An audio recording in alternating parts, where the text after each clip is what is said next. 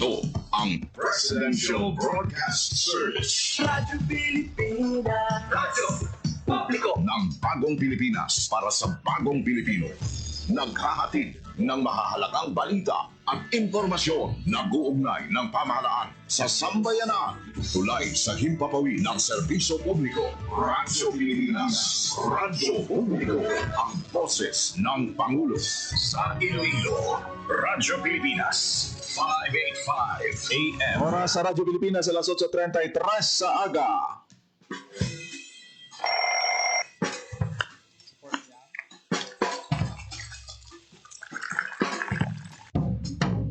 Aga sa Iloilo.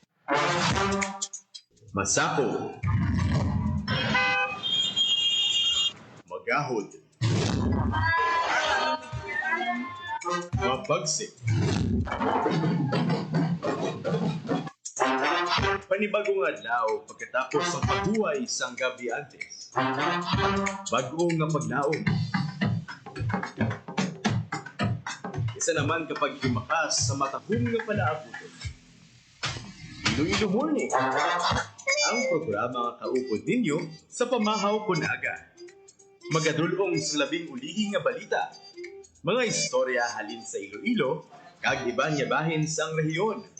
Mga ginahuluhang balan, kag mga trending topic sa social media. Ululupot naton at tubangon ang maayo nga aga. Magpamati na sa Iloilo Morning. Diri sa 585 kHz sa AM band sang inyong mga radyo. Radyo Pilipinas Iloilo, the only government radio station in Western Visayas. Di ay si Tuto Gatulo ang laway. Mayong aga Pilipinas, good morning Western Visayas. Welcome sa Iloilo Morning Program. Subong adlaw sa Martes, September 23, 2025. Imo yuko nga to. Medyo masanaaw na aton kalangitan diri sa may syudad sang Iloilo after sang pila ka adlaw man nga magurugal ang aton siniya nga panahon. Back to normal na ang mga transaksyon sa syudad sang Iloilo, especially ang klase sa tanan nga level. Kasi maanad ka mo ha sa mga estudyante nga Ang dukan ko inda. kahapon wala klase. Diri sa Iloilo City, balik na sa klase ang tanan nga mga bulutuan kasunod sa nangin anunsyo kag rekomendasyon sa Iloilo City Emergency Operation Center na tiginalauman nga mangin manami ng aton nga panahon kasunod sang pagpalayo na pagwa ni Typhoon Nando sa Philippine Area of Responsibility. Kalayo-layo kay Nando kahapon, pero ang hangin niya gin-enhance niyang habagat. Sila ka mga barangay naton diri sa coastal barangay naton naaligmat man sila tungkol sang kadalagko sang balod. Damo sang dito gani sa Boracay gin-suspend ang mga water sports activities. Diri sa Iloilo City kapo nakalibot kita sa area sang Arevalod. Nagko man balod tuod. Mga restaurant na sa kilid sang sang baybay sa Arevalod tiki kanami inadakatuan kag magkaon kadapi panyaga ka. Kaon ka to imo agsik sang balod matupa sa kalanan mo. Amo na kapon ka kusog no sang balod pero mayo nga balita bangod wala kita isang evacuees Pangabuhita. sa nabaha man kag sa epekto sang storm surge. Inday. Kung diri sa Iloilo City, balik na sa normal ang klase sa probinsya iya. May mga banwa nga ang ila sini nga chimpo guro hindi pa gid manami. Nagapabilin nga suspendido ang klase sa iban siniya nga kabanwahanan. Hibaloon pa sa report ni Marian Grace Eranieta. Ano nga mga banwa sa probinsya sang Iloilo ang wala yagyapon klase subong nga adlaw. Yari sa aton sini nga linya si Marian Grace Eranieta kung magatag sa aton sa pinakaulihi nga update nagikan sa probinsya sang Iloilo. Yan, good morning. Jen, good morning. Ara kita sang tatlo ka mga local government units sa probinsya sang Iloilo nga nagdeklara sang suspensyon sang klase subong nga September 23. Una diri dyan, no, ang munisipalidad sang Leon Ang Leon kahapon dyan isa man sa mga LGU nato nga di nagsuspend sang klase bangod sa malaing nga tiempo kung sige-sige nga pag-ulan. So today nagpagwa no sang ilaman nga notice ang Municipality of Leon nga wala anay sang face-to-face classes sa public and private school sa tanan nga level. So buo siningon kung wala sang face-to-face classes mag-shift inino sa modular o kon online learning ang atong man nga mga estudyante bangod no sa Southwest Monsoon nga gin-enhance sang bagyo or super typhoon Nando. Nagpagwa man diri dyan sang ilang nga aviso ang munisipalidad sang Pavia nga isa man kahapon sa nagsuspend sang klase. So ang suspension sang face-to-face classes sa Banwa sang Pavia halin ini dyan daycare to senior high school. Subong ininon lakip diri ang private and public school naton kag ang Oton National High School dyan subong nga aga mi ara klase. Pero karon sa hapon dyan suspended ang klase bangod no sa continuous sunod diri no sa pahayag sa Oton National High School bangod sa padayon nga swelling sang rivers kag occurrence sang water overflow sa pila ka area ti para masiguro nga ti safe ang mga estudyante hindi mabasa ang mga estudyante. Suspendido karon sa hapon ang klase sa Oton National High School dyan. So sa aton nga mga kauturan dira sa iba niya nga wala na mention ginalauman nga ti back to normal na ang klase. So mayo lang kay kung di ko magsala ang announcement dito kagabi ang iban sila nag-announce mas mayo man niya nga earlier blayan ma-announce kung may suspension sang klase. Kay kahapon daw damo sa mga nagkapahulat-hulat ginapulawan nila kuno mo ang anunsyo. Yes, correct. And dyan, actually, pagpadulong naton di kahapon no, sa syudad sa Iloilo, may nakita-kita nga mga estudyante sa mga private school nga tiara na yan sa ilang bulutuan kag nagkapapara sa mga jeep o kung bus pauli. Iti ulihin no, ang suspension. Pero hambaga rin naton dyan, no, before ini mag-declare ang aton man nga mga local chief executive, kinahanglan sang basihan. Anti sila no nga mag-declare, hindi nga kung mo makita lang nga nagadulom, ulan kinahanglan dayon nga isuspende kinahanglan sang basihan kag nag-rely kita no sa aton man nga mga municipal o kon mga city disaster risk reduction and management offices. Kabay patani magnami na tiyempo para hindi man mag-backlog ang ang ulubraho ni ma'am kay hindi ko way klase gasupot bala no sa aton siniya nga mga kauturan. Madamo ko salamat yan sa imong nga balita halin sa Iloilo Provincial o kon sa Iloilo Provincial Capital Barangay sa Radyo Pilipinas, Radyo Publika. Banwa sang Pavia, Leon kag Uton. Ang Uton niya karon sa hapon ang suspension sang klase half day sila. Dumanggas nagdugang man. Hala, ulihin naman kamo announce kigan kamo da ka mga ginikanan karon. Mga estudyante kisa ga kinumod mga ginanay nila kay ang ilang mga reaksyon at tinakahimos na bata ko nakasakay na sa jeep na basa na gani ito bago lang gamoy nag-announce ang suspension sang klase Munay dughan ko sa amo ni nga mga amo ni nga mga sitwasyon nagakinahanglan din sang gid no maid-id nga pagtuon rekomendasyon kag from time to time sa aton sini nga mga MDRRMO mga emergency operation center naton ang dughan ko inda dapat alerto gid kamo sa pagmonitor kiti kung pwede nga pulawan yung gini i-assess ninyo maayo kay dira nagasalig nagasandig ang aton sini nga mga kauturan especially mga estudyante mga ginikanan kag siguro dapat matun-an na kung ano nga mga oras ang mga crucial hours sa pag-anunsyo sang suspension sang klase. Bote kung mag-declare kayo mo sang suspension sang klase alas 8 sa aga, abi mga alas 9 sa aga.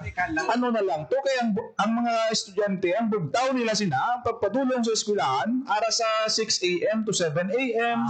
Mga amo sina nga mga bagay i-consider nato no. lakat matakugang mudlak sa imo ka gayon matakugang. Hindi ta na iya madula. May reklamo ginaya hindi niya ma-zero sa bashing. Once nga amo ni nga mga announcement ang ginahulat sa aton sa mga kauturan. Iti ginapasiguro gid ang safety mo sa aton na estudyante madanlog mabasa kasang ulan. Plus pa nga may plete, ikaw may balon pa abi no tita ko ina nga bagay nga makonsidera naton ang announcement sa aton siniya nga mga suspension sang klase. Pero subong ti diri sa syudad sang Iloilo do amat-amat naman nga nagbalik sa normal ang tiyempo. Kung matandaan aton gani sang kita sang una naga-eskwela kita bisan mag-ulan nagasululay mga kabataan gay eskwela man No, ang sa subong naman niya nga panahon puto gamay-gamay pala nga pagpanalithi daw ano na sila mapinaminsar na nga masuspindi klase pero talithi man lang gali. Si Tuto Mga kasubong sinabla nga mga gina-consider no. So sa aton sini nga mga LGUs amo na ang aton gid nga i-improve tutukan ang accuracy sa mga data especially sa weather bulletin naton para maka-come up kita sang recommendation kag once nga makahimo kamo sa recommendation ang next nga consideration dira is ano ang right time ang husto nga oras sa pag-announce sang sini nga mga recommendation. malapor sila na ang Ikaroon ko na alas 9 sa aga kanimo kag alas 10 mag hambal nga suspendido klase ito parehas na nga. Ginpakadto mong mga estudyante sa eskwelahan kag nag-anunsyo ka tama. Late ka tama. siling So mas maayo siguro dapat before 5 a.m. or 5 a.m. in the morning, midnight, no may ara na sang anong anunsyo. Pasalamat kani kita subong sang social media kay ti sang una sang wala pa social media, wala pa sang cellphone ang tanan kag hindi pa tama ka nami ang signal. Pamati ka sa radio, mamati ka sa TV, tanaw ka sa TV, dira pa na i-anunsyo ang suspension sang klase. Pero subong tungod sang may mga social media account, may mga official social media account na ang mga LGUs, ang mga agencies, ang information is available sila na ang sa aton siniyang cellphone, no? Sa aton siniyang Android phones. Kag bisan pa kung may heavy rainfall abi no, ang aton nga NDRRMC nagapa-alerto gani sa cellphone ta nga may amo ni heavy rainfall in areas of amo sini halong kamo. Mga kasubong sina no, ang advantage ng teknolohiya sa subong i-maximize naton no, kag gamiton naton sang husto. Inday sa tugan Especially sa mga crucial kag mga departments, mga agencies nga naga-play sang role sa announcement sa aton siniya nga weather advisory. Kaya kung fake news na karon, kagapon may nabasahan kita fake news gani nga wala isang announcement mo kagayon mata sa suspension of classes may nagwa no gina-edit lang sila na ang Check ko gina-permi ang petsada sang mga gina-edit kay may ara kisa nga mga forwarded messages gin-share na gali sang 2023 pa na 2024. So dapat mangin mangin accurate kita, vigilant sa mga information nga aton siniya ginabaton. Diri sa Iloilo City may apat ka mga barangay nga na bahaan subong nga nagatupa ang ulan no o kung kagabi diri sa may bahin sang syudad ang pila ka mga barangay may ara da sa may distrito sang Mandurriao, Haro of course may ara man no nga mga affected ng mga barangay santo sa Iloilo City Disaster Risk Reduction and Management Office. Ang ini nga mga barangay sa may distrito sang Mandurriao may ara da kag sa may distrito sang Haro may ara man sang mga barangays no nga affected ti laban na ba ni problema nila ni mga drainage nila dira pero hindi man gid lapnagon ang ini nga pagbaha-baha. Muna nga back to normal may klase na diya sa syudad sang Iloilo. yeah Sa piyak na bahin paling QRPH Plus program ginlunsar sa Iloilo Provincial Capital kahapon. Ano ang mga bintaha sa paggamit sang cashless transaction nga ginaduso sa aton siniyang Bangko Sentral ng Pilipinas? Sa aton siniyang mga negosyante kag sa mga vendors naton, bala naton nga ang cash, paggamit sang cash, sige-sige na gyapon kag wala plano dulaon. Iti daw na andan ta na inaya sang pila pa na ka mga century na naya nagliligad amo na naya ang mode of payment, ang paggamit sang cash o kun kwarta. Bisan ano nga transaksyon na mo nang ginagamit pero since nga naga-enter na kita sa digital age sa diin nga ang tanan subong online ang payment ara na sa online payment ang iban nga mga scheme sang pagnegosyo ginaingganyo sa Bangko Sentral ng Pilipinas ang mga vendors sa pag download sa mga account sa pagtuon sang cashless payment paggamit sang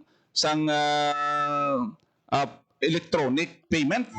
Ang imo nga supat, malapor sila na Halimbawa, may mga turista sa buong tilain ng currency, halin sila sa ibang nga pungsod.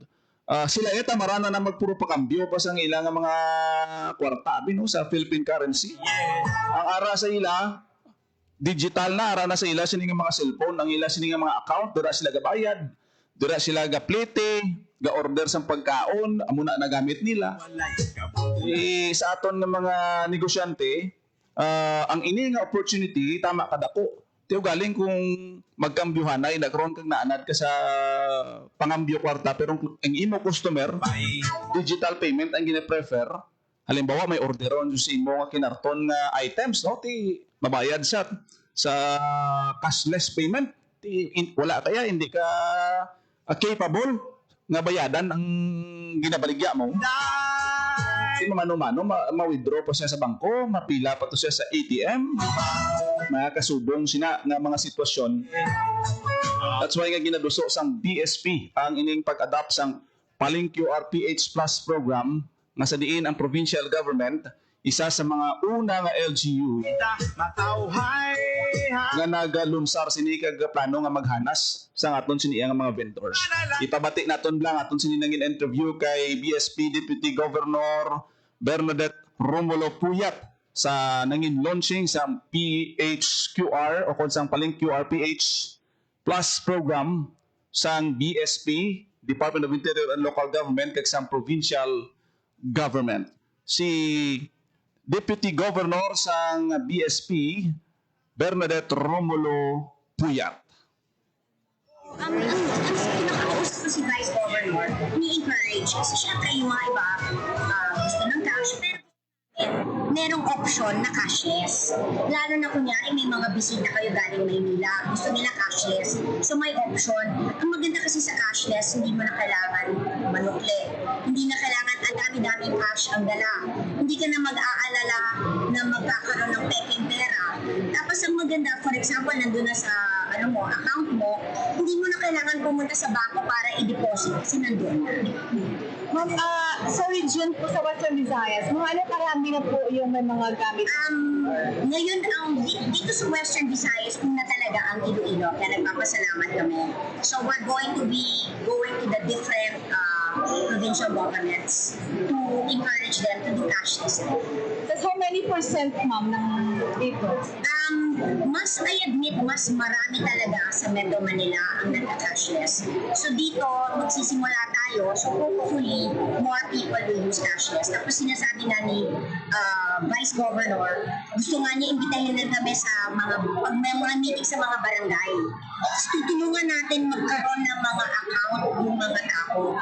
Nagulat kasi si Vice Governor na meron tayong tinatawag na basic deposit account na pwedeng walang maintenance fee, dormancy fee, kahit na ilagay mo lang piso, pwede ka na mag-open ng account at pwede mo lang ipakita isang LGU ID. So akala kasi ng lahat para makapagbukas ng account, ang dami-daming dokumento, dapat may minimum balance, at hindi, pwede na kahit na piso lang, makapagbukas ka na ng account. Last year, ano po yung significance po if meron siyang QR? Ang maganda kasi mas madali para sa mga tao. Pag magbabayad sila ng bill, hindi na sila kailangan lumabas pa ng bahay, nandun lang sila sa bahay, hindi na sila magbabayad ng pamasahe para lang magbayad ng kanilang mga bills or kunyari meron sila kailangan bayaran o kailangan nila mag-deposit sa account. Sa bahay lang kaya na nila gawin lahat. Mas madali. Naalala niyo ng pandemic, talagang lahat nag-cashless. So, na-prove natin na kahit na nasa bahay ka lang, pwede mong gawin bayaran mo yung mga bills mo, Meralco, sa tubig, at puti mo pagbayad kunyari ng mga pag-stall, pwede mo nang gawin, hindi mo na kailangan physically pumunta sa isang lugar para magbayad. Ang maganda rin pala doon, habang ginagamit mo ang e-wallet mo o yung account mo, nakikita nila may digital footprint. Ang ibig sabihin nun, pwede silang magpapunta na walang collateral at sa mababang interest. How do we regulate this po? Kasi marami pa rin nangangamba. Kaya today namin, kami nabatian si BSP Deputy Governor Bernadette Ramulupuyat sa interview sa katapos ng media sa launching sa sining Paling QRPH sa Iloilo Provincial Capital. sa imo pag Kung tanaw naton bala no, sa una kung matandaan nyo pa sa pandemic time nga ang tanan nga tawo hindi makagwa sa ilang mga puluyan. sa imo yugo Halos sa malapit sa 2 ka tuig nga ang klase sa mga estudyante nato nara sa ADM. punggan Online ang ila sini nga mga klase. ay Gina-observe ang protocol amo adto ang era o kung ang panahon nga nag-uso ang online transaction. Isang una, ma-order ka pagkaon, mga gadulong pagkaon sa balay mo. Mga riders, nagdamo. Tungod na uso sa unang sang COVID-19 pandemic, gina-regulate ang kadamoon na pagpunsok-punsok, may social distancing, siling sa may mga protocols. Nag-uso ang ining online payment. After sa pandemic, tidira na ang direksyon. Nagdamo, nagid ang mga nag-adapt kag nag-practice ang online payment. nanay Di dapat ma-enhance ini kay tidira nagid man lang ang direksyon. Hindi pwedeng ma-backward pa. ay Hindi pwedeng sa una mabalik kita sa mga traditional way of paying takugang mga transaksyon naton sa una. Hindi pwede na kay yung teknolohiya tama kadasig. Ang innovation is always advance para sa aton siniya nga palibot dira nagadiretso ang aton sini nga mga researches ang technology so kinahanglan naton i-maximize pero as we go digital sa nasiling nila ang sahi sang modus mga scammer naman ara na da ang mga manugtuntot hindi kita sina makadula sila kay kung may maayo nga tinutuyo ang teknolohiya kag nagagamit sang advantage ng teknolohiya, mayara man sa mga nagapaminta gamit ang teknolohiya. unay So importante nga ang education, ang aspect